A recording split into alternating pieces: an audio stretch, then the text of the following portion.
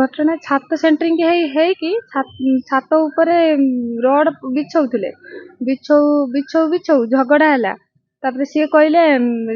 centering रु माने बताटा माने जो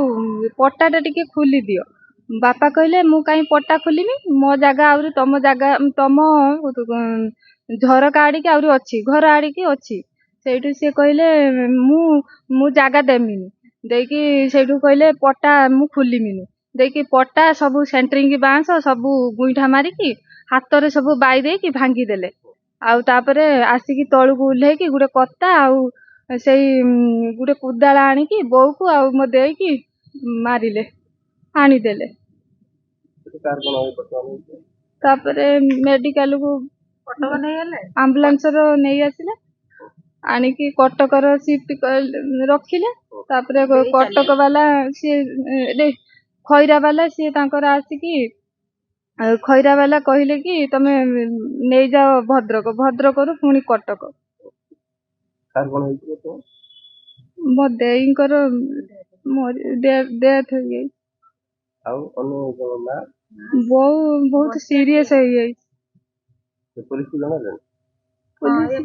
एफआईआर देता आसु से 12टा दिन 12टा